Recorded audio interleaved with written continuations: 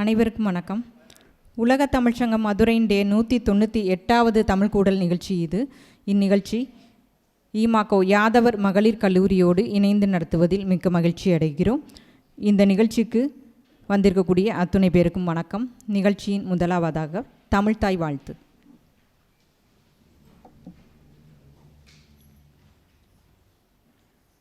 நீராறும் கடலுடுத்த நிலமடந்தை கெழிலொழுகும் சீராறும் வதனமென திகழ் பரத கண்டமிதில் தெக்கணமும் அதில் சிறந்த திராவிடனல் திருநாடும் தக்க சிறு பிறை நுதலும் தரித்தனரும் திலகமுமே அத்திலக வாசனை போல் அனைத்துலகும் இன்பமுற எத்திசையும் புகழ் மணக்க இருந்த பெரும் தமிழனங்கே தமிழனங்கே உன் சீரிழமை திறம் வியந்து செயல் மறந்து வாழ்த்துதுமே வாழ்த்துதுமே வாழ்த்துதுமே.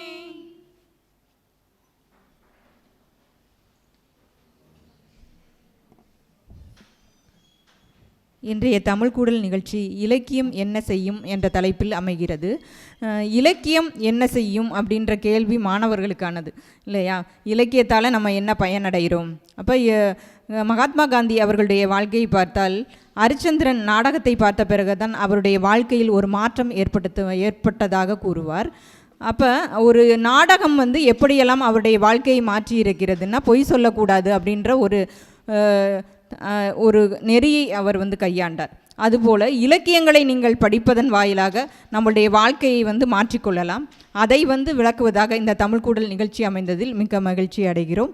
அந்த வகையில் இந்த நிகழ்ச்சியில் தமிழ்கூடல் உரை வழங்கி சிறப்பிப்பதற்காக சென்னை உயர்நீதிமன்ற மதுரை கிளையினுடைய வழக்குரைஞர் ஸ்ரீனிவாச ராகவன் ஐயா அவர்கள் வந்திருக்கிறார்கள். ஐயா அவர்களை வருக வருக என வரவேற்று மகிழ்கிறேன். வணக்கம் ஐயா.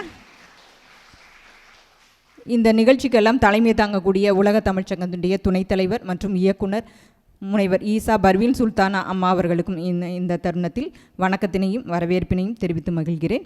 இந்த நிகழ்ச்சியில் எங்களுடைய அழைப்பினை ஏற்று வந்திருக்கக்கூடிய ஈமாக்கோ யாதவர் கல்லூரியுடைய மகளிர் மாணவிகள் அத்துணை பேரையும் வணக்கத்தினையும் வரவேற்பினையும் தெரிவித்து மகிழ்கிறேன். மாதிரி தமிழ் அறிஞர்கள், ஆர்வலர்கள், அது மாதிரி நூல் அரங்கேற்றத்துக்கு வந்திருக்கக்கூடிய அத்துணை பேருக்கும் என்னுடைய வரவேற்பினையும் தெரிவித்து மகிழ்கிறேன். இந்த நிகழ்ச்சியில் தமிழ்கூடல் உரை வழங்கி சிறப்பிக்கக்கூடிய ஸ்ரீனிவாச ராகவன் ஐயா அவர்களை பற்றிய ஒரு சிறிய அறிமுகம். இவர் 1966ஆம் ஆண்டு சிவகங்கையில் பிறந்தவர். இவர் தன்னுடைய குடும்பத்தில் 4ஆம் தலைமுறை வழக்கறிஞராக பணியாற்றி வருகிறார். ஏன்னா ஏற்கனவே இவருடைய குடும்பத்தில் நிறைய வழக்கறிஞர்கள் இருந்துள்ளார்கள் என்பது தெரிய வருகிறது. இவருடைய கொள்ளு தாத்தா எம்ஜி முகுந்தராஜன் மற்றும் தாத்தா ஆர் ராமானுஜம் ஆகியோர் சுதந்திர போராட்டத்தில் ஈடுபட்ட வீரர்கள் என்பது மிகவும் மகிழ்ச்சியும் பெருமையும் அடையத்தக்கது. மதுரை சட்டக்கல்லூரியில் சட்டம் பயின்றவர். 1989இல் வழக்கறிஞராக பதிவு செய்யப்பட்டுள்ளார். மதராஸ் உயர்நீதிமன்றத்தில் தொடக்க பயிற்சி பெற்றவர். 1992இல் சிவகங்கைக்கு மாற்றப்பட்டு சுயாதீன சட்ட பயிற்சியை அமைத்தார். 2004இல் சென்னை உயர்நீதிமன்றத்தின் மதுரை கிளைக்கு மாற்றப்பட்டார். போபாலில் உள்ள தேசிய நீதித்துறை அகாடமி மற்றும் தமிழ்நாடு மாநில நீதித்துறை அகாடமியில் ஒரு வளநபராகவும் பொறுப்பு வகிக்கிறார். அது மாதிரி லெக்ஸ் வெபினார் சட்டத்தொடரின் கீழ் தேர்ந்தெடுக்கப்பட்ட சட்ட பாடத்தில் வெபினார்கள் நடத்துகிறார். வெபினார்னால் நம்ம கருத்தரங்கம் என்று சொல்லுவோம் இல்லையா? அது மாதிரி சட்டத்தில் அவங்க வெபினார்னு சொல்லுவாங்க, இணைய வழியில் நடத்துவதை. அது நிறைய அவர் நடத்திக்கிட்டு இருக்காரு இணைய வழியில். கிட்டத்தட்ட 100 வெபினார்கள் நடத்தியுள்ளார். ஐயா ஒரு வலையொலி பதிவு வச்சுருக்காங்க, யூடியூப் சேனல். அதன் மூலமாக தன்னுடைய வெபினார்களை எல்லாம் எல்லோருக்கும் கொண்டு போய் சேர்க்கிறார் என்பது இங்கு குறிப்பிடத்தக்கது. அது மாதிரி தமிழ்நாடு சட்ட இதழியல் குழுவின் ஆசிரியராக குழு உறுப்பினராகவும் இவர் பொறுப்பு வகிக்கிறார். அந்த இதழ்களில் நிறைய சட்டம் சம்பந்தப்பட்ட கட்டுரைகளை தொடர்ந்து பதிவிட்டு வருகிறார். பிரபலமான பத்திரிகைகளிலும் சட்டம் தொடர்பான துறையில். அது மாதிரி இவர் ஒரு மிகச்சிறந்த கவிஞரும் கூட. இவர் எழுதிய நூல்னு பார்த்தீங்கன்னா கூடவே வரும் நிலா அப்படிங்கிற ஒரு கவிதை தொகுப்பை வெளியிட்டுள்ளார். இது 2வது பதிப்பை கொண்டுள்ளது. அவ்வளோ ஒரு மிகச்சிறப்பான நூலாகவும் அமைந்திருக்கிறது. இவர் தனது வலைப்பூ பக்கத்தில் தொடர்ந்து எழுதி வருகிறார். SSR பிளாக்ஸ் அப்படிங்கிறது இவருடைய வலைப்பு பக்கத்தினுடைய முகவரியாகும். சமூக வலைப்பின்னல்களில் தீவிரமாக செயல்பட்டு சட்ட விழிப்புணர்வை ஏற்படுத்த இதையெல்லாம் பயன்படுத்துகிறாரு. இவர் தனது பொழுதுபோக்காக படைப்பு, எழுத்து, வலைப்பதிவு, புத்தக வாசிப்பு மற்றும் புகைப்படம் எடுத்தல் ஆகியவற்றை தன்னுடைய பொழுதுபோக்காகவும் கொண்டவர். இன்றைய நிகழ்ச்சியில் இலக்கியம் என்ன செய்யும் என்ற தலைப்பில் உரையாற்றி சிறப்பிக்க அன்போடு அழைக்கிறேன். வாருங்கள் ஐயா.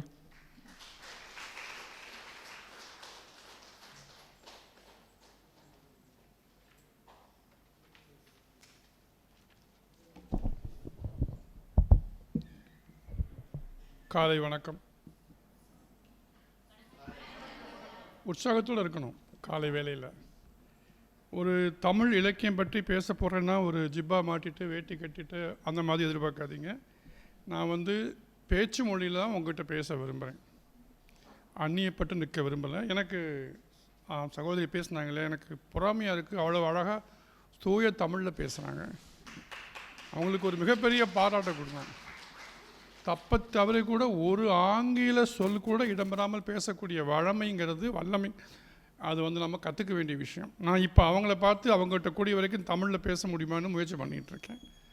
அதனால் உங்களோடு அமர்ந்து உங்களோடு உரிமையோடு பேசக்கூடிய ஒரு சித்தப்பா பெரியப்பா மாதிரி பேச ஆசைப்பட்றேன். அதனால் கூடிய வரைக்கும் இயல்பாக பேசுகிறேன். சரியா? உங்களோட அனுமதி வேணும் எனக்கு. ரைட். இப்போது நம்ம எல்லாருக்கும் மனப்பாட பகுதி மூலமாக திருக்குறள் தெரியும். சரியா? நான் ஒரே ஒரு திருக்குறள் சொல்கிறேன். அதே மாதிரி அதே சொற்களை கொண்ட இன்னொரு திருக்குறள் யாரோ சொல்லணும். சரியா? எடுத்தோடனே ஹோம்ஒர்க்கில் ஆரம்பிக்கலாமா? சார் வந்தவுடனே எடுத்தோடனே ஹோம்ஒர்க்கான்னு கேட்காதீங்க. சிந்தனையை தூண்டுவது இலக்கியத்தினுடைய முதல் பணி. எப்பொருள்? இதே மாதிரி சொற்களை கொண்ட இன்னொரு திருக்குறள் உண்டு. ஒருத்தராக சொல்லுங்கள்.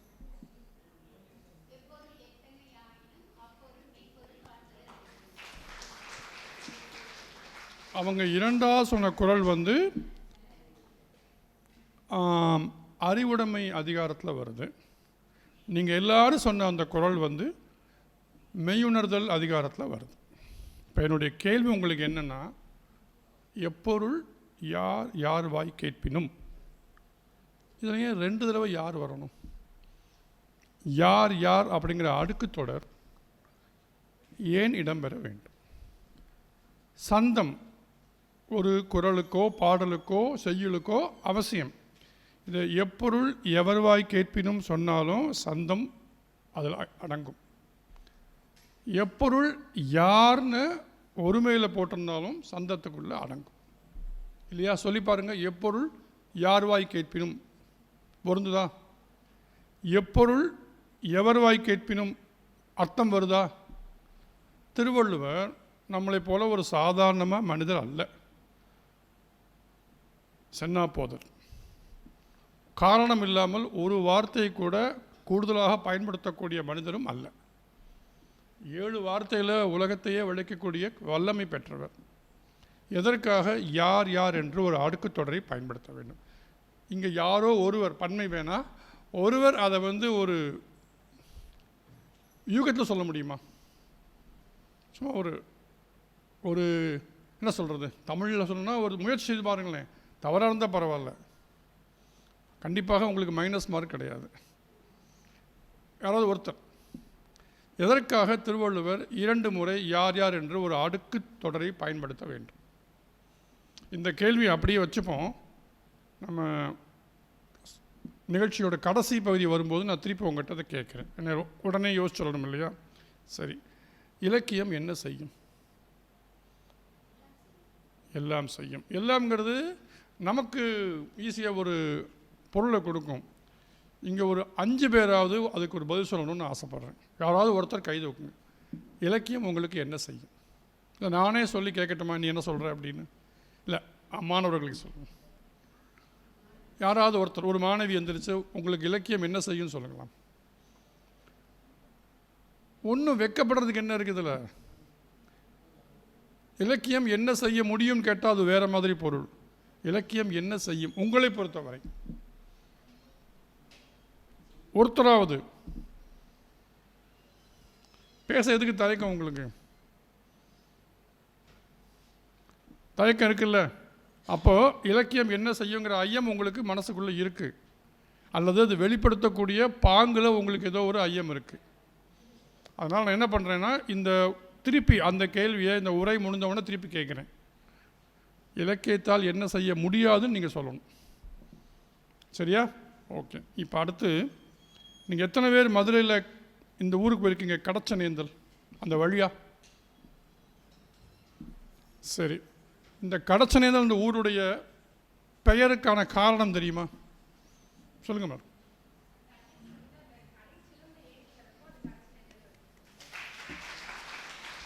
கண்ணகி சோழ மண்டலத்திலிருந்து பாண்டிய நாட்டுக்கு வராங்க.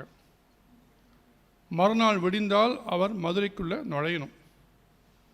அப்போ அந்த ஊரில் தங்குறாங்க. அங்கே யார் ஏற்கனவே இருக்காங்க? கவுந்தி அடிகள். அவங்க வீட்டில் அன்று இரவு தங்குறாங்க. மறுநாள் காலை கோவலன் மதுரைக்கு போகிறான், வரல. ஒரு சிலம்பு யார் கொண்டு போயிட்டாங்க? கோவலன். ஒரு சிலம்பு கண்ணகிட்ட இருக்குது, கடைச்சிலம்பு. அந்த கடைச்சிலம்பை கையில் ஏந்தியபடி நீதி கேட்டு போனதுக்காக தான் அந்த ஊர் பேர் கடைச்சிலம்பு ஏந்தல்.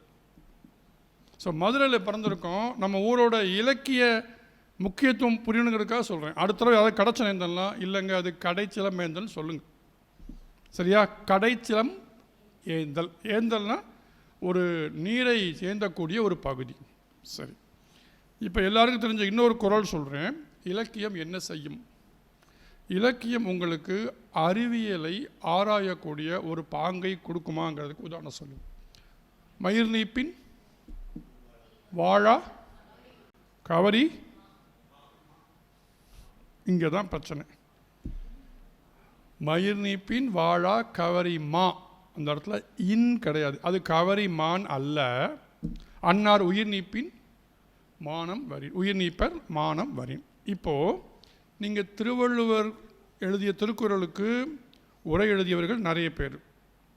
மணக்குடவர், பரிமேலழகர், இளங்குமரனார், டாக்டர் மூவா, கலைஞர் கருணாநிதி. லேட்டஸ்ட்டாக நான் ஆச்சரியப்பட்டது எழுத்தாளர் சுஜாதா. பாதி பேர் அதை படிச்சிருக்க மாட்டோம். இத்தனை பேர் உரை எழுதியிருக்காங்க. இன்னும் நிறைய உண்டு. எனக்கு திருக்குறளுடைய ஆங்கிலத்தை படிக்கக்கூடிய ஒரு வாய்ப்பு வரும்போது நான் அந்த இடத்துல அப்படியே நிற்கிறேன். சுத்தானந்த பாரதி 1958 அறிஞர் அண்ணா முதல் உலக தமிழ் மாநாடு நடத்தும்போது திருக்குறளை ஆங்கிலத்தில் மொழிபெயர்த்து அதே 7 வார்த்தை கப்லெட் அப்படிங்கிற ஃபார்மில் எழுதி அதை அச்சடித்து எல்லாருக்கும் இலவசமாக கொடுக்கப்பட்டது. அந்த பணியை அவருக்கு கொடுத்தாங்க. அதில் அவர் மயிர் நீப்பி இந்த குறளுக்கு யாக் அப்படிங்கிற வார்த்தையை சொல்கிறார், ஒய்ஏகே அப்படி. எனக்கு அப்போ தான் ஒரு பொறி தட்டுது. நம்ம கவரிமான் அப்படின்னா, அப்படி கவரிமான் ஒரு மான் இருக்குது, அந்த மானுக்கு முடி இழந்தால் உயிர் போயிடும்னு நினச்சிட்ருக்கோம். யாக் அப்படின்னா பனிமலைகளில் வாழும் ஒரு எருது. அந்த எருதுக்கு உடல் முழுவதும் அடர்த்தியான ரோமங்கள் உண்டு. அந்த உயரத்தில் அந்த குளிரில் நீங்கள் ஆடைக்காக கம்பளிக்காக அந்த ரோமத்தை மழித்து விட்டால் குளிர் தாங்காமல் எப்படி பனி எருது இறந்து போகிறதோ அதுதான் திருவள்ளுவர் சொன்ன உவமை. நம்ம என்ன பண்ணிட்டோம்?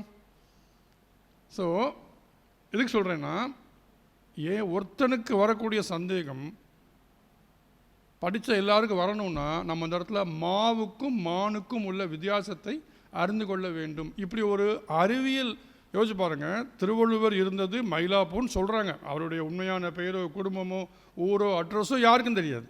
அவர் பேரே யாருக்கும் தெரியாது. நம்ம கொடுத்த பேர் வள்ளுவர், திருவள்ளுவர். அவர் இவ்வளோ விஷயங்களை எப்படி அவர் படிச்சுக்க முடியும்னு கேட்டால் சுஜாதா சொல்கிறாரு. அவர் ஒரு அரசில் ஒரு ஆர்ச்சிவ் கீப்பராக இருந்திருக்கார், ஆவண காப்பராக இருந்திருக்காரு. அதனால தான் இவ்வளோ விஷயம் அவருக்கு தெரிஞ்சதுங்கிறது இவருடைய ஆராய்ச்சியோட முடிவு. அது வேறு மாதிரி இருக்கட்டும். இமயமலை மாதிரி ஒரு பனிப்பொழிவு உள்ள இடத்துல உள்ளக்கூடிய ஒரு எருது பற்றி தெரிஞ்சிருக்கக்கூடிய அறிவு நம்மளுடைய முன்னோர்களுக்கு இருந்ததுன்னு சொல்ல வரேன். அந்த அறிவியல் அறிவு நமக்கு கடத்தப்பட வேண்டும், அல்லது நாம் போய் தேட வேண்டும். நான் இதுக்கப்புறம் ஆனந்த விகடன் வெளியிட்ட தமிழ் என்சைக்ளோபீடியாவை படித்தேன். பிரிட்டானிக்கா என்சைக்ளோபீடியா ஆனந்த விகடன் தமிழில் மொழிபெயர்த்திருக்காங்க. 8 வால்யூம். எந்த புக் ஃபேர்லையும் கிடைக்காது. அதில் பார்த்தீங்கன்னா யாக் அப்படிங்கிற வார்த்தைக்கு நிறைய தமிழ் பொருளும் இதை சொல்கிறாங்க அவங்க. ஸோ இலக்கியம் பொழுது என்ன செய்யும்? உங்களுக்கு அறிவை தூண்டக்கூடிய வல்லமை கொண்டது. எப்போ? அதை அதனுடைய போக்கில் படிக்காமல் நம்மளுடைய பகுத்தறிவுக்கு உட்படுத்த வேண்டும். ஸோ முதல் இலக்கியத்தினுடைய நான் பயன் சொல்கிறேன். இலக்கியம் உங்களுடைய அறிவை தூண்டக்கூடிய வல்லமை உடையது, நம்ம அதுக்கு தயாராக இருந்தால். ரைட். இப்போது நீங்களாம் பார்த்துருப்பீங்க, super star, mega star, ultimate star, அந்த ஸ்டார், இந்த ஸ்டார், பவர் ஸ்டார் வரைக்கும் வந்தாச்சு. ஒரு மனிதனுடைய மிகப்பெரிய பண்பை வச்சு நம்ம அவருக்கு ஒரு அடைமொழி கொடுக்குறோம் இல்லையா? அதுதான் இந்த ஸ்டார்லாம். வால்மீகி ராமாயணத்துக்கும் கம்பராமாயணத்துக்கும் ஒரு மிகப்பெரிய வித்தியாசமே, வால்மீகி ராமனை ஒரு மனிதனாக மட்டுமே பார்க்கிறார்.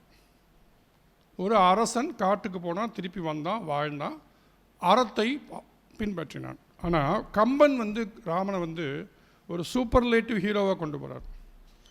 அதற்கு அவர் கொடுத்த சொற்றொடர் நடையில் நின்றுயர் நாயகன். கம்பன் ராமனுக்கு கொடுக்கும் பட்டம் நடையில் நின்றுயர் நாயகன். அதுக்கு என்ன பொருளாக இருக்க முடியும் சொல்லுங்கள்? நடைனா என்ன? அதுக்கான பொதுவான பொருள் வழி. வரலாறுனாலும் அதான் அர்த்தம். வரல் ஆறு வரலாறு.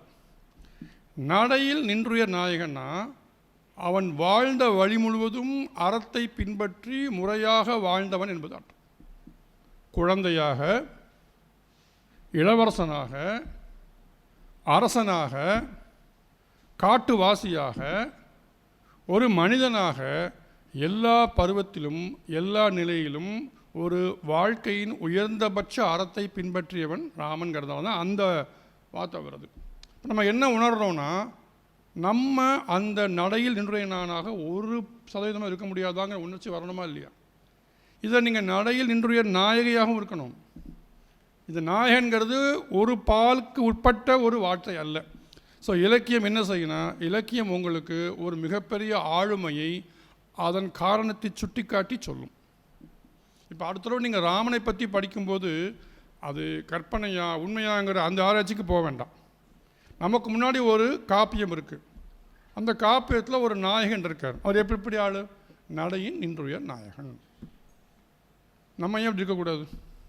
அப்படிங்கிற ஒரு சின்ன கருத்து உங்கள் மனசுக்குள்ளே போனால், நம்ம இல்லாட்டாலும் நமக்கு பிறக்கக்கூடிய குழந்தைகளை அந்த மாதிரி வளர்க்க முடியுமான்னு ஒரு சின்ன வித்து உங்கள் மனசில் விழும்னா அது அந்த இடத்துல கம்பனுடைய வெற்றி, இலக்கியத்தின் வெற்றி. ஸோ இலக்கியம் ரெண்டாவதாக என்ன செய்யும்? உங்களுடைய மிகப்பெரிய ஆளுமைக்கான அஸ்திவாரத்தை ஏற்றும். அடுத்தது நம்ம கிட்ட ஒரு மிகப்பெரிய, நான் ஒரு பெண்ணை மதிக்கக்கூடிய ஒரு ஆளுமை ஆண்டாள். அதோடைய மற்ற விஷயங்களுக்கு பின்னால் போகலாம். ஆண்டாருடைய தமிழ் எல்லாமே விட்டுருவோம். நம்ம ஆண்டாருடைய 30 பாசுரம் மட்டும்தான் படிச்சிருக்கோம். நாச்சியார் திருமொழி நீங்கள் படித்தீங்கன்னா அசந்து போயிடுவீங்க, எந்த சிலபஸ்லையும் வராது. அது ரெண்டாவது. ஆண்டாளுடைய அறிவியல் அறிவு நீங்கள் எத்தனை பேர் கேள்விப்பட்டிருக்கீங்க? எனக்கு தெரிந்தவரை ஆண்டாளுடைய வாழ்நாள் 15 வருடங்கள் மட்டுமே. மிகச் சிறிய வயதில் இறந்து போன மிகப்பெரிய ஆளுமை ஆண்டாள். எந்த ஸ்கூலில் படித்தாங்க, எந்த யூனிவர்சிட்டி, எதுவுமே கிடையாது. தென்கோடியில் ஸ்ரீவில்லிபுத்தூரில் எந்த படிப்பும் இல்லாத ஒரு பெண் அப்பாவால் படிப்பிக்கப்பட்டிருக்க வேண்டும். சரியா? 3 இடத்துல அவங்களுடைய அறிவியல் அறிவை அவங்க பாசுரத்தில் சொல்கிறாங்க.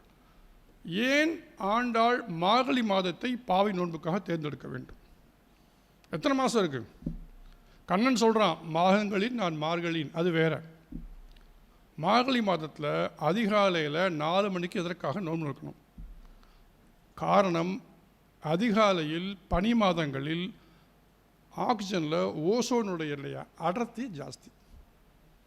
ஓசோன் நம்மளுடைய இரத்த சுத்திகரிப்புக்கு அவசியம். இந்த உண்மையை உணர்ந்தாதான் நம்ம காலையில் அதிகாலை நம்ம நடைப்பயிற்சி போகிறோம். இப்போ ஓசோனா வைட்டமின் டியான்னு இப்போ பிரச்சனை ஆகிப்போச்சு. வைட்டமின் டி இல்லாததால் கதிரவன் வந்த பிறகு போ அப்படிங்கிறாங்க மருத்துவர்கள். எனக்கு நல்ல காற்று வேணும்னா ஓசோன் இருக்கும்போது சொல்கிறாங்க சில மருத்துவர்கள். ஸோ வைட்டமின் டிக்காக வெயிலில் நிற்கக்கூடியவர்கள் நீங்கள் காலையில் அதிகாலை போகலாம்.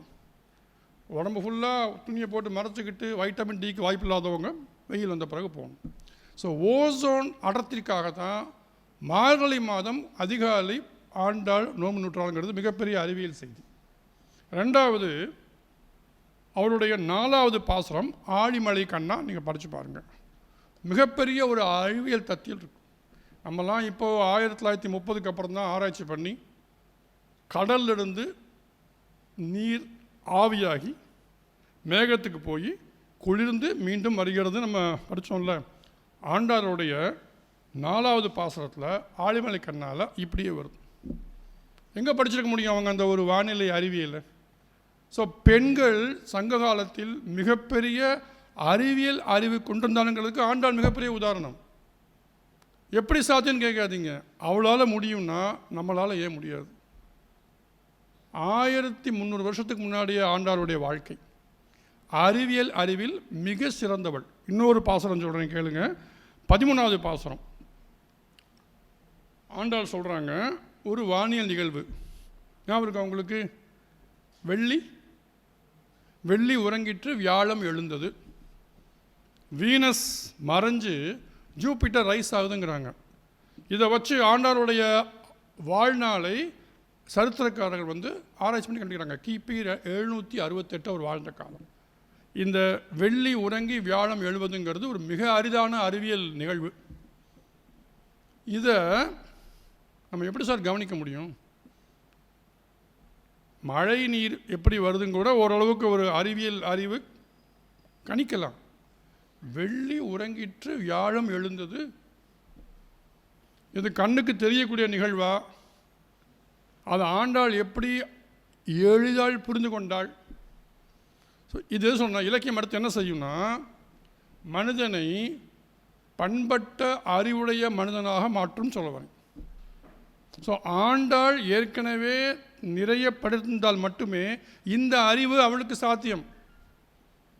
நம்ம என்ன பண்ணணும்? இலக்கியத்தின் மூலமாக நம்மளுடைய அறிவை செம்மைப்படுத்தி கொள்ள வேண்டும். அதுக்கு தான் சொல்கிறேன். ஒரு ஆண்டாளால் முடியும் போது விரல் நுனியில் தேடி கண்டுபிடிக்கக்கூடிய நமக்கு இன்னும் எவ்வளோலாம் தெரியணும்? அடுத்த பாயிண்ட். இப்போது இலக்கியம் வேறு என்ன செய்ய முடியும் ஒவ்வொன்றா பார்க்கலாம். இலக்கியம் என்னை பொறுத்தவரை கால பயணம் செய்யும் கருவி இல்லையா? இலக்கியமும் வரலாறும் ஏறக்குறைய ஒரே மாதிரியானவை இல்லையா? சரித்திரம் சொல்லக்கூடிய பாடங்களும் இலக்கியம் சொல்லக்கூடிய பாடங்களும் ஒரு தன்மையுடையது. இலக்கியத்தில் அப்படி என்ன நமக்கு சரித்திரத்தில் இல்லாத ஒன்று வர முடியும்னு சொன்னீங்கன்னா, வாழ்வின் அகவியல் பக்கங்களை சொல்லக்கூடியது இலக்கியம் மட்டுமே. புறவியல் பக்கங்களை அதிகம் சொல்லக்கூடியது சரித்திரம், வரலாறு. சரியா? இப்போது நீங்கள் ஒரு கல்வெட்டு பார்க்குறீங்க, அதில் அகவாழ்வு பற்றி இருக்கும், அதனுடைய நுணுக்கமான விஷயங்கள் இருக்க வாய்ப்பில்லை. பட்டு அகவாழ்வின் ஒவ்வொரு கூற்றையும் சொல்லக்கூடியது இலக்கியம் மட்டும்தான். ஸோ இலக்கியம் வரலாற்றை விட மிக நுட்பமான ஒரு கால பயணம் செல்லும் கருவி. இப்போது இரண்டாவதாக ஒரு பண்பாட்டு தொடர்ச்சிக்கான ஒரு கூற்று இலக்கியம். யோசிச்சு பாருங்களேன், கிட்டத்தட்ட ஒரு நம்மளுடைய பண்பாடுங்கிறது எத்தனை வருஷமாக இருக்க முடியும்? அதில் சிதைவு இருந்தாலும் இடைவெளி இல்லாமல் நம் பண்பாட்டை தொடரக்கூடிய வாய்ப்பு எதனால் வருது? இந்த இலக்கியங்கள் இல்லாட்ட வந்திருக்க முடியாது. அதனால் பண்பாட்டு தொடர்ச்சிக்கு தமிழ் இலக்கியம் மிகப்பெரிய உதாரணம். நான் ஒரு மாதிரி சொல்கிறேன். உபநிஷத்தில் ஒரு வார்த்தை இருக்குது, வசுதெய்வ குடும்பம்னு. 7வது ஸ்லைட். வசுதெய்வ குடும்பம் 7வது கீழே. வசுதெய்வ குடும்பகம் அப்படின்னா இந்த குடும்பத்தின் உலகமென்ற குடும்பத்தின் உறுப்பினர்கள் நாம் அர்த்தம். இது ஒரு மிகப்பெரிய சித்தாந்தம் வச்சுப்போம். இதனுடைய 7வது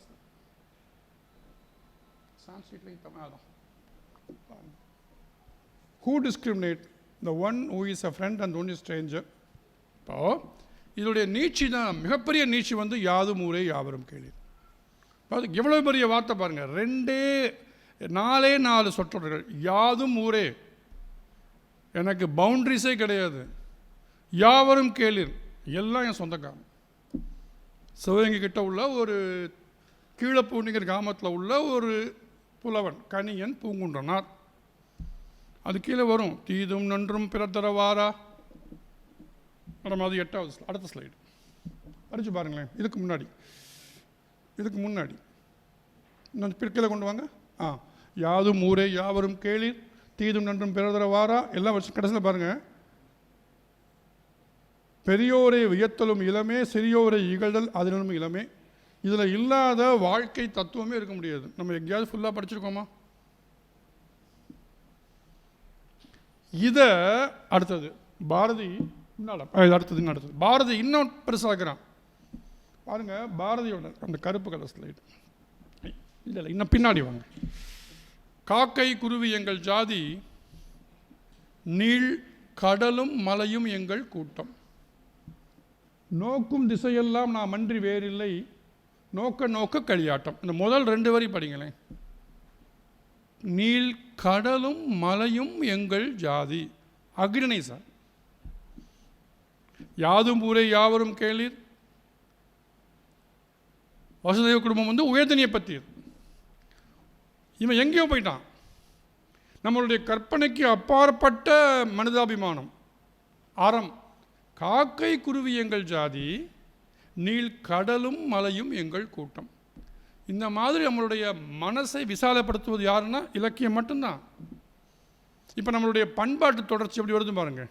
உபனிஷத்தை, அதை தாண்டி எங்கேயோ சங்க பாடல், அதையும் தாண்டி எங்கேயோ நம்மளுடைய முண்டாசு கவிஞனுடைய வார்த்தைகள். இப்படித்தான் நம்மளுடைய மனசை விசாலப்படுத்தி இந்த பேரியர்ஸை, பவுண்டரிஸை ஒன்றும் இல்லாமல் பண்ணுறது இலக்கியம் மட்டுமே. உலகத்தை தைக்கும் ஊசி இலக்கியம். நமது எல்லைகளை அழிக்கும் ரப்பர் இலக்கியம். இலக்கியம் என்பது இறந்த காலம் அல்ல. என்னை பொறுத்தவரை இலக்கியம் என்பது இயங்கும் காலம். இதை நீங்கள் தயவுசெய்து மனசில் வச்சுக்கணும். பண்பாட்டு தொடர்ச்சிக்கு இலக்கியம் ஒரு மிகப்பெரிய கூறு. தென் நீங்கள் எப்போ ஒரு கிரியேட்டிவ் திங்கராக மாற முடியும்னா, கிரியேட்டிவ் திங்கர், சொந்தமாக சுயமாக சுயாதீனமாக திங்கக்கூடிய உரிமை உங்களுக்கு எப்போ வரும்னா, படிக்க தான் வரும். எதை படிக்க? இலக்கியம். தமிழ் இலக்கியத்தில் இல்லாத செறிவான அடர்த்தியான எந்த ஒரு கூற்றுகளும் நீங்கள் வேறு எந்த இலக்கியத்திலையும் பார்க்க முடியாது. உணர்வுகளை கடத்தல், சொல்வளம், சிந்தனை தெளிவு, எதிலையும் சோடை போகாத மொழி தமிழ். ஒரு உதாரணம் சொல்கிறேன். மனத்துக்கண் மாசிலன் ஆதல், திருக்குறள் ஞாபகம் இருக்கா உங்களுக்கு? அனைத்தரன் ஆகல நீர பிற. இதில் வள்ளுவர் சொல்கிற அறம் பார்த்தீங்கன்னா, மனதில் குற்றமில்லாமல் இருப்பதே மிகச்சிறிய அறம், சிறந்த அறம். மற்றவையெல்லாம் வெறும் ஆரவாரங்கள். எவ்வளோ பெரிய ஒரு விஷயம் பாருங்கள். 2 அடியில், 1.5 அடியில், மனதில் குற்றம் இல்லாமல் இருப்பதே மிகச்சிறந்த அறம். என்ன ஒரு மிக பிரமாதமான சிந்தனை பார்க்கணும்ல. அப்போ இந்த மாதிரி குறளுடைய உண்மையான அர்த்தத்தை மனசில் போட்டு ஊற வச்சுக்கிட்டிங்கன்னா, நம்மளோட வாழ்க்கையில் எங்கேயாவது பிறழ முடியுமா? இந்த விழுமியங்கள் நமக்கு கடத்தப்படுவது யாரால்? இப்போ நான் என் பொண்ணுக்கு சொல்லி கொடுக்குறேன்னா, எனக்கு எங்கேருந்து வரணும்? எங்கள் அப்பாட்டிருந்து. எங்கள் அப்பாவுக்கு அவங்களுக்கு முன்னாடி தான் அவங்களுக்கு எங்கேருந்து வந்திருக்கும்? இது பள்ளிக்கூடத்துலேயோ பல்கலைக்கழகத்திலேயோ வரக்கூடிய சங்கதிகள் அல்ல. யாராவது ஒருத்தர் படித்து அடுத்தவனுக்கு கடத்தியது. நம்மளுடைய அத்தனை காப்பியங்களும் நேரடியாக பார்த்து எழுதப்பட்டவை அல்ல. நீங்கள் 50 காப்பியங்களாகட்டும், இதிகாசங்களாகட்டும், சங்க புலவர்கள், கலிங்கத்து பரணியாகட்டும், எதுவுமே நேரடியாக பார்த்து எழுதப்பட்டது கிடையாது. செவி வழியில் கதையாக காதையாக கேட்கப்பட்டு பின்னால் எழுதப்பட்டது தான். நமக்கு அதெல்லாம் ஒரு மிகப்பெரிய நேற்று பிறந்தநாள் கொண்டாடிய ஒரு மேதையால் கிடைத்தது. ஊவேசா. நேற்று அவருக்கு பிறந்தநாள் நம்ம யாருமே காக்கல. ஊவேசாங்கிற ஒரு தனி மனிதர் தெருத்தருவா அலைஞ்சி ஓடி தள்ளாத வயதிலும் தேர்ந்தெடுத்து கொடுத்தது தான் நமக்கு தமிழ் இலக்கியம். இந்த இலக்கியத்தில் இல்லாத எதுன்னு கேட்டால் சொல்கிறதுக்கு எதுவுமே கிடையாது. அடுத்ததாக எல்லாத்தையும் விடுங்க, சமூக மாற்றத்திற்கான மிகப்பெரிய கருவி இலக்கியம். நீ இலக்கியம்னா ஒரு 100 வருஷம் முன்னாடி நேற்று எழுதப்பட்ட ஒரு கவிதையும் இலக்கணம் தான். இலக்கியம்னா ரொம்ப ஆன்ஷியன்ட்டு நினைக்க வேண்டாம். இலக்கிய தரத்தை அது அடைவது அந்த எழுத்துடைய தரம். எந்த யூனிவர்சிட்டிலையும் இது இலக்கியம் சர்டிஃபிகேட்லாம் கொடுக்க வேண்டிய அவசியம் இல்லை. அந்த இலக்கியத்தை நோக்கி நம்மை நகர்த்த வேண்டியது நம்முடைய கடமை. நான் எழுத வேணாம், நீங்கள் எழுதுனா படிக்கலாம்ல, நீங்கள் எழுதுறதை படித்து அடுத்தவனுக்கு கடத்தலாம்ல. இந்த வேலையை தான் ஆசிரியர்கள் செய்ய வேணும். ஆசிரியனுக்கு சொல்லக்கூடிய வல்லமை உண்டு. அவன் சொல்லும்போது கேட்கக்கூடிய அந்த ஒரு திறமை ஆசிரியருக்கும் கேட்கக்கூடிய பொறுமை மாணவனுக்கும் உண்டு. நீங்கள் எப்படின்னு தெரியல, நம்புகிறேன். ஸோ சொல்லுவது யாருக்கும் எளியவாம், அதுக்கும் குரல் இருக்கு. கேள்வி பற்றியும் குரல் இருக்கு. அடுத்து சொல்கிறேன் பாருங்கள். நான் நீங்கள் படிச்சிங்களான்னு தெரியல, 1980களில் தமிழ்நாட்டை ஃபுல்லாக ஆட்டி படைச்ச ஒரு கதை, நெடுங்கதை. அந்த நெடுங்கதையினுடைய நாயகனால் கவரப்பட்டு தன்னுடைய பெயரை அரவிந்தன் வச்சுக்கிட்டவங்க நிறைய பேர். யாருக்கு அந்த கதை சொல்ல தெரியுமா? என்ன கதைன்னு? அந்த எழுத்தாளரை மறந்துட்டோம், அவர் நடத்திய பத்திரிகையை மறந்துட்டோம்.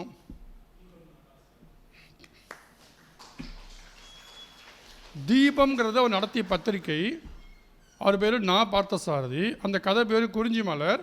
அது தொடராக கூட வந்தது, மு.க. ஸ்டாலின் நடிச்சிருந்தார். அதில் அரவிந்தனா பாரிஸுக்கு போன ஒரு கதை ஜெயகாந்தன் எழுதினார். அந்த கதையை பார்த்துட்டு தன்னுடைய வீட்டில் பையனுக்கு சாரங்கன் பேச நிறைய பேர். ஸோ இந்த மாதிரி இலக்கியங்கள் சமூக மாற்றத்திற்கு மிகப்பெரிய பங்கு. புதுமைப்பித்தன் கதைகள், ஜெயகாந்தன் கதைகள், நாப்பார்சாதி கதைகள், இவை செய்யாத சமூக மாற்றத்தையா நம்ம பெரியாருடைய எழுத்துக்கள், அண்ணாவின் எழுத்துக்கள், கலைஞரின் எழுத்துக்கள் எத்தனை இருக்குது? இவையெல்லாம் செய்த மிகப்பெரிய சமூக மாற்றங்கள் தான் நம்ம இன்றைக்கி கண்ணால் பார்க்குறோம், அனுபவிக்கிறோம். அல்லவை தேய அறம்பெருகும் நல்லவை நாடு இனிய சொல்லி நமக்கு வேண்டாத விட்டுருவோம் சார். வாழ்க்கையில் 2 வகையான கருவிகள் உண்டுமா. நீங்கள் உங்களுக்கு தான் மெயினாக தெரிஞ்சுக்கணும். மாணவிகள், பெண்களுக்கு தெரிய வாய்ப்பு இருக்குது. நீங்கள் அம்மாவுக்கு ஹெல்ப் பண்ணியிருந்தீங்கன்னா தெரியும். சல்லடைன்னு ஒன்று உண்டு, முரம்னு ஒன்று உண்டு, தெரியுமா? 2ம் தூய்மை தான் செய்யுது. அந்த தூய்மையில் பண்ணக்கூடிய முறையில் மாற்றம் தெரியுமா உங்களுக்கு? சல்லைக்கும் முரத்துக்கு என்ன, சல்லடைக்கும் முறைக்கு வித்தியாசம்? முறை எதை வைத்துக் கொள்கிறது, எதை நீக்குகிறது? அழுக்குகளையும் கழிவுகளையும் தூர எறிவது ஒன்று, நல்லதை பிரித்து வெளியே அனுப்புவது ஒன்று. வாழ்க்கையில் சில சமயம் சல்லடையாக இரு, சில சமயம் முரமாக இரு. இப்போ நீங்கள் ஒரு ஹாஸ்டலில் 5 பொண்ணோடு இருக்கீங்க, அப்போ நீங்கள் என்னவாக இருக்கணும்? யோசிச்சு பாருங்கள். பேருந்தில் பயணம் பண்ணுறீங்க, ஒரு பிரச்சனை வருது, அப்போ என்னவாக இருக்கணும்? யோசிச்சு பாருங்கள். சல்லடையாக இருப்பதும் முரமாக இருப்பதும் உங்களுடைய உளத்தேர்வு சூழ்நிலையை பொறுத்து. ஆனால் இந்த 2மே அதனுடைய உண்மையான பயன் என்ன? அல்லவை தேய ஆரம்பெருகும் நல்லவை நாடி இனிய சொல்லி. உதாரணம் இருக்கா திருக்குறளில்? அடுத்தது பெண் விடுதலை. நான் அதில் பெரியாரை விட பாரதியாருக்கு அதிக மார்க் கொடுப்பேன். நீங்கள் பாரதியாரை முழுமையாக படித்திருந்தால் நமக்கு பாரதியார் ஒரு 15 பாட்டு தெரியும். பட்டங்கள் ஆள்வதும், ரெண்டாவது பட்டங்கள் ஆள்வதும் சட்டங்கள் செய்வதும், பாரினில், நாட்டினில் இல்லை, பாரினில் பெண்கள் நடத்த வந்தோம், 8 மறிவினில் ஆணுக்கு இங்கே பெண் இழைப்பில்லை என்று கான் என்று கும்மியடி. எழுதின வருஷம் தெரியுமா? 1918ங்க. யோசிக்கவே முடியல என்னால் பாரதியாருடைய அந்த ஒரு தைரியம். நீங்கள் பாரதியாருக்கு முன்னாடி இந்த தமிழ் வந்து மணிப்பிரவாள நடை. மணிப்பிரவாளம் தெரியுமா உங்களுக்கு? மணிப்பிரவாளம்னா வடமொழியும் தமிழும் கலந்து எழுதுறது. சுத்தமான தமிழ் எழுதினவன் முதல்ல பாரதி தான்.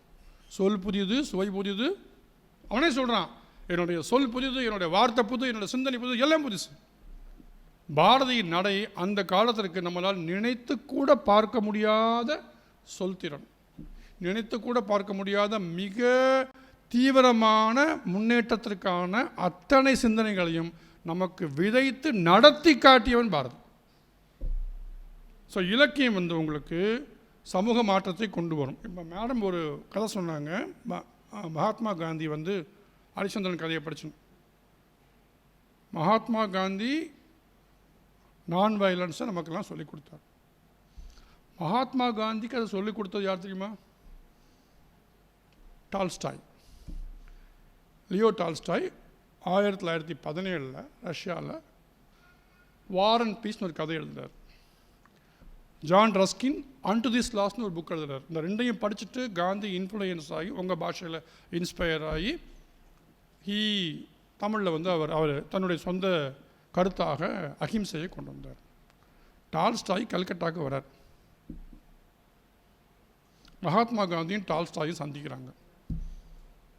அப்போது மகாத்மா காந்தி டால்ஸ்டாயை கேட்குறார், உங்களுக்கு இந்த சிந்தனை எங்கிருந்து வந்தது? டால்ஸ்டாய் உடனே சொல்கிறார், நான் திருக்குறளின் ஒரு ஆங்கில மொழியாக்கத்தை படித்தேன், அந்த திருக்குறள் தான் எனக்கு இந்த அறத்தை சொல்லிக் கொடுத்தது.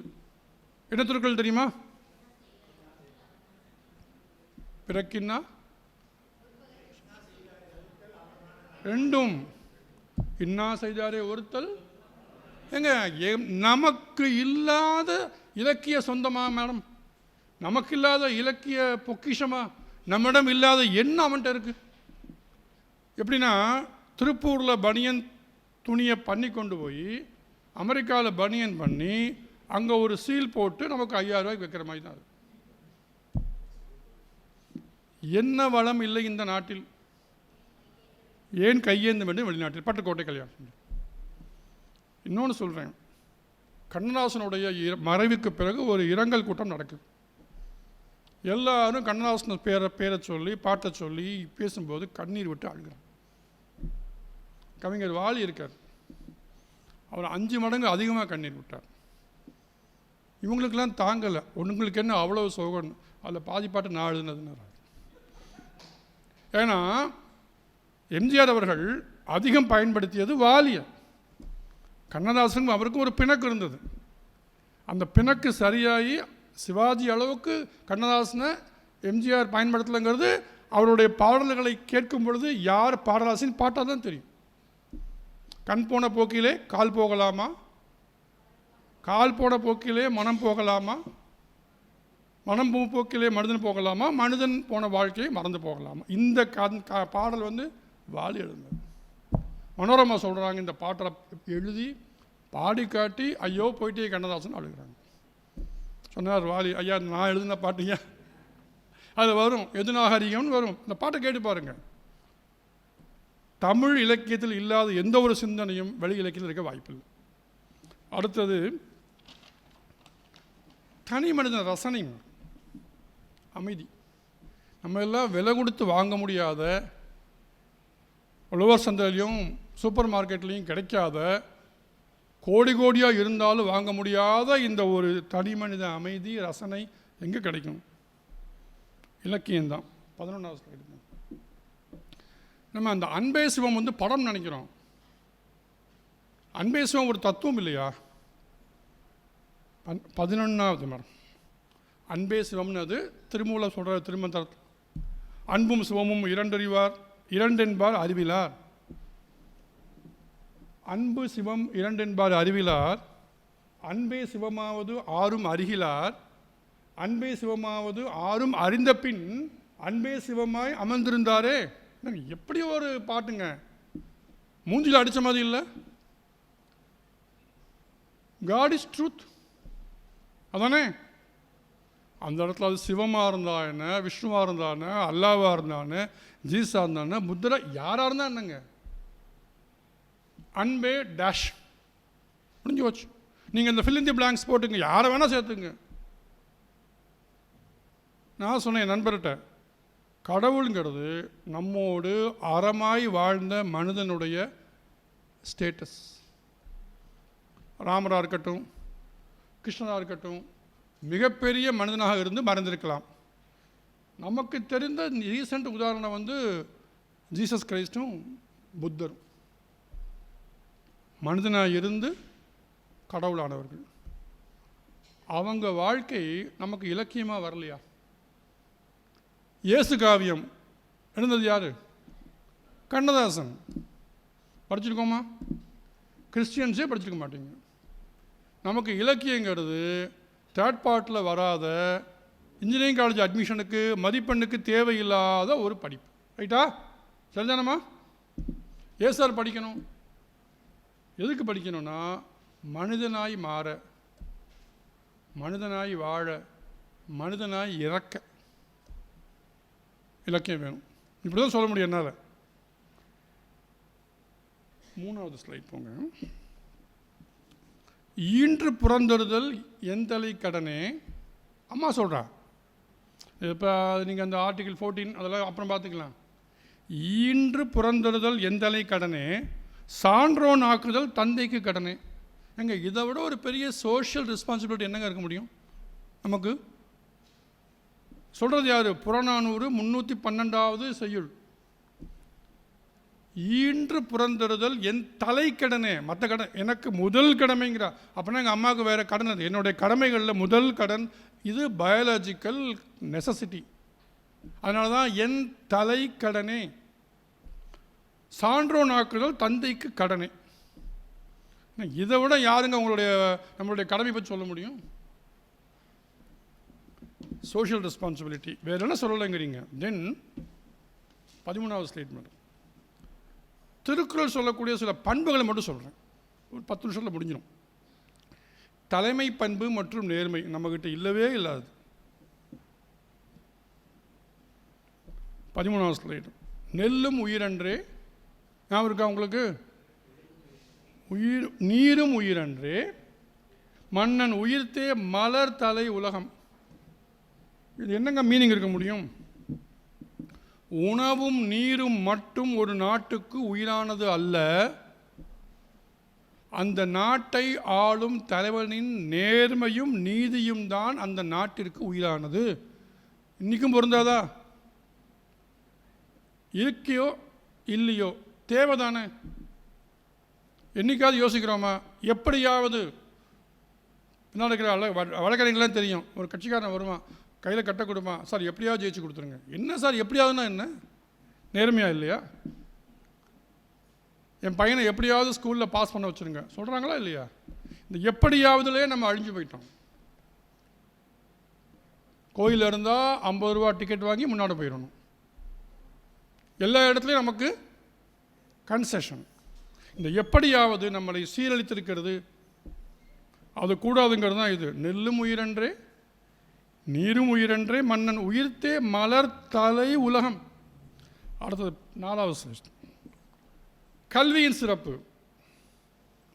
உற்றுளி உதவியும் உருப்பொருள் கொடுத்தும் பிற்றை நிலை முனியாது கற்றல் நன்றே. இது மாணவருக்கும் உங்களுக்கு தான். டீச்சர்லாம் குட் மார்னிங் சொல்கிறீங்களோ, எந்திரிக்கிறீங்களோ, உட்காருங்களோ எனக்கு தெரியாது. நாங்களாம் அப்படி தான் இருந்தோம், நடுங்கோம். பிறம்பில்லாத வாத்தியாருக்கும் பயப்பட்டோம். என்ன சொல்கிறான்னா, இந்த 183வது புறநானூற்று பாடல் எழுதும் பேர் ஆரிய படை கடுந்த நெடுஞ்செழியன். ஆசிரியருக்கு துன்பம் வரும்போது உதவியும். ஏன்னா அந்த காலத்தில் மோஸ்ட்லி குருகுலமாக இருக்கும். ஆசிரியருக்கு துன்பம் வரும்போது உதவியும் வேண்டிய பொருளை கொடுத்தும் அவரிடம் பணிந்து நின்று கல்வி கற்பது மிகச்சிறந்தது. நீங்கள் நினச்சி பார்க்க முடியுமா? எங்கள் அப்பா சொல்லுவார், மூஞ்சியை மட்டும் விட்டுங்க, சில பேர் கண்ணை மட்டும் விட்டுருங்க, இப்போது வாத்தியாருக்கு நான் சொல்லணும், நீ அடிச்சின்னா உனக்கு கண்ணு மட்டும்தான் இருக்கும். அதோடைய விளைவுகள் நம்ம அனுபவிக்கிறோம். இதோடைய அர்த்தம் என்னென்னா, நாலேஜ் இஸ் பவர். அடுத்தது நட்பின் மேன்மை. பிசுராந்திரியார், கோப்பரஞ்சோழன், அதியமான், நிறைய இருக்குது. இதெல்லாம் சங்க இலக்கியத்தில் உண்டு. காதலும் ஈர்ப்பும், இங்கே தான் உங்களுக்கு முக்கியமான செய்தி நான் உங்களுக்கு சொல்கிறேன். உங்களுக்கு எல்லாருக்கும் தெரிஞ்ச குறுந்தொகை 40வது பாடல், 5வது ஸ்லைட் மேடம். யாயும் ஞாயும் உங்களுக்கு எல்லாருக்கும் தெரிஞ்சிருக்கும். செம்புல பயல் நீர், அவர் பேர் தெரியல, செம்புல பயல் நீரான்னு ஆக்கிட்டோம். நீ யார் நான் யார் தெரியாது, உங்கள் அப்பா யார் எங்கள் அம்மா யார் தெரியாது, நீ நானும் எந்தெந்த ஊரோ, ஆனாலும் நம்முடைய அன்பு செம்புல பயல் நீரை போல ஒன்றாக கலந்து விட்டது. இப்போ இதில் நம்ம என்ன சொல்கிறோம் பாருங்கள், லவ் மேரேஜ், இன்டர்காஸ்ட், இன்டர்லிஜன் எல்லாம் வந்துடுது இதில். Universal citizen, universal love. ஏங்க எந்த வருஷம் எழுதப்பட்ட பாடல் இவ்வளோ ஃபார் ரீச்சிங்காக யாரால் முடியும்? தமிழ் இலக்கியத்தால் மட்டுமே முடியும். தென் எளிய வாழ்வுனா என்ன, அதை மேன்மையை பாருங்கள். 15வது ஸ்லைடு, 189வது ஸ்லைட். உண்பது நாழி ஞாபகம் இருக்கா? உடுப்பது 2, பிறவும் எல்லாம் ஒரு ஒக்குமை. எவ்வளோதான் பெரிய ஆளாக இருந்தாலும் ஒரு படி அரிசி தான் சாப்பிட முடியும். எவ்வளோதான் விவி பெருந்தளி கீழாடே மேலாடே 2 ட்ரெஸ் தான். மற்ற எல்லாமே ஆடம்பரம். உண்மையான செல்வங்கிறது சேர்த்து வைக்கிறதெல்லாம் பிறருக்கு பகிர்ந்து கொடுப்பது. எவ்வளோ பெரிய விஷயம் பாருங்கள்.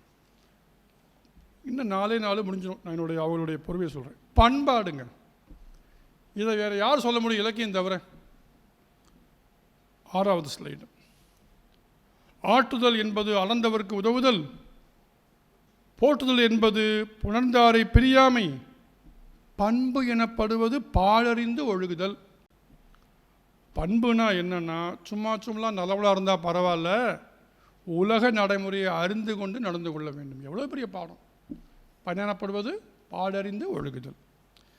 அடுத்தது தான் உங்களுக்கெல்லாம் முக்கியமான ஒரு பாடம், இது ஸ்லைடில் இல்லை. காதலும் கண்ணியமும்.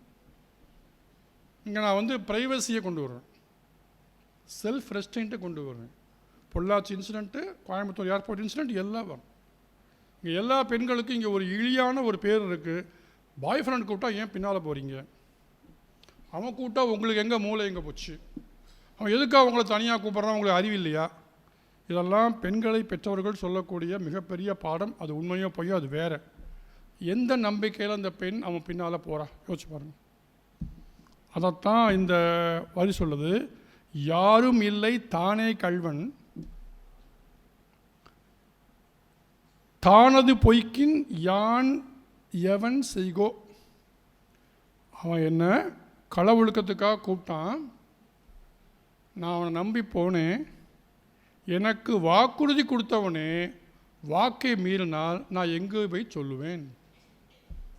எவ்வளோ பெரிய பார்த்தீங்களா? இவங்களை சப்போர்ட் பண்ணுறதுக்கான சொல்லலை, இந்த பெண்பாலுக்கும் பொருத்தலாம். Dignity, right of privacy, self ரெஸ்பெக்ட்டுக்கு மிகப்பெரிய உதாரணம் எப்போ வந்திருக்குங்க? ரொம்ப நாள் கழித்து சொல்கிறாரு. இது எனக்கு கபிலர் சொல்கிறாரு, நான் எங்கே இருக்கேன்னு மறந்துடுது. கபிலருடைய வார்த்தை. தென் விடாமுயற்சி மற்றும் உழைப்பு.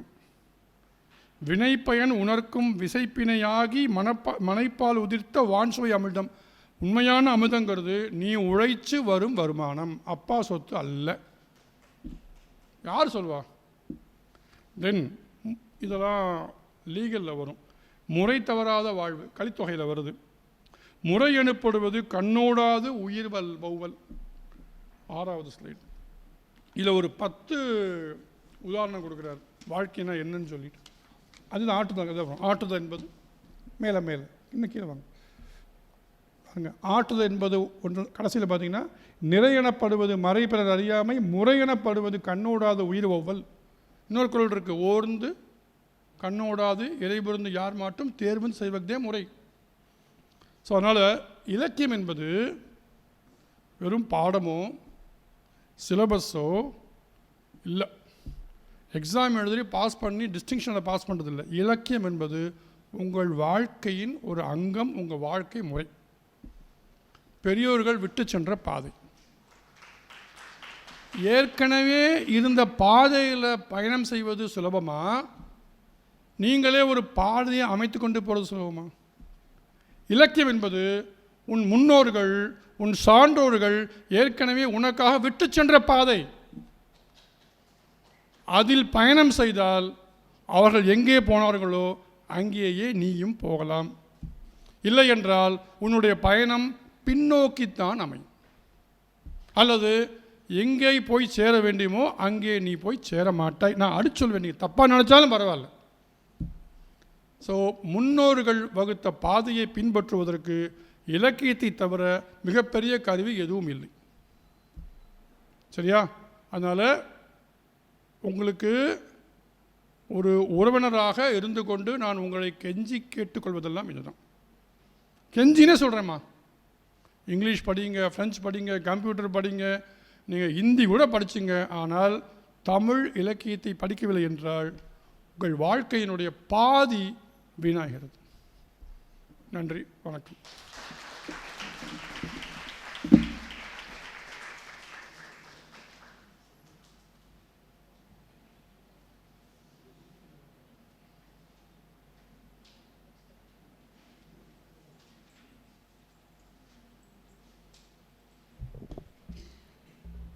ஐயா, மிக அருமையான உரைன்னு நினைக்கிறேன். இலக்கியம் என்ன செய்யும்? நிறைய சிந்தனைகளை தூண்டுவதாக அவர்களுடைய உரை அமைந்தது. இலக்கியம் உணர்வு கடத்தலை செய்கிறது, இலக்கியம் சொல்நயத்தை கொடுக்கிறது, இலக்கியம் அறிவியல் நுட்பங்களை கற்றுத்தருகிறது, இலக்கியம் சமூக மாற்றத்திற்கான கருவியாக இருக்கிறது என்று நிறைய ஏராளமான விஷயங்களை பதிவு செய்தார்கள். அது புறநானூறு பாடல், ஒவ்வொரு பாடலும் அவங்க எடுத்துக்கொண்ட பாடலே மிகச்சிறப்பான பாடலாக அமைந்தது. மிக்க நன்றி ஐயா. ஐயா அவர்களுடைய உரைகள் மீது யாராவது ஒருவரோ இருவரோ மட்டும் வினாக்கள் கேட்கலாம். மாணவர்கள் ஏதாவது சந்தேகம் இருந்தால் கேளுங்கப்பா.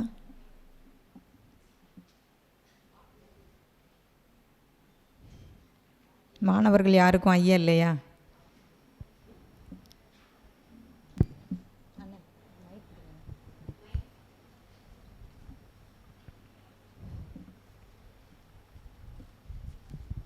அண்ணே. ஐயா வணக்கம் ஐயா. ஐயா வினாக்கள்லாம் எதுவும் இல்லையா? இந்த நீங்கள் சொன்ன எல்லா கருத்துமே வந்து நாங்கள் முன்னாடியே கேட்டிருக்கோம் ஐயா, எல்லாமே கேட்ட கருத்து தான்.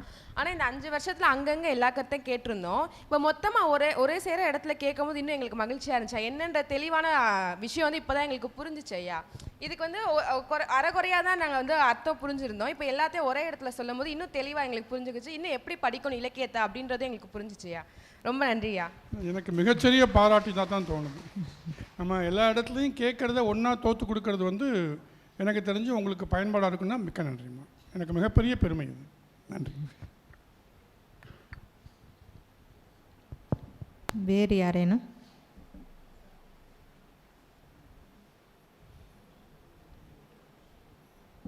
நன்றி. உலகத்தமிழ்ச் சங்கம் சார்பாக சான்றிதழ் வழங்கி சிறப்பிக்க பேராசிரியர் ஈ.கி. ராமசாமி ஐயா அவர்களை அன்போடு அழைக்கிறேன். ஐயா அவர்களுக்கு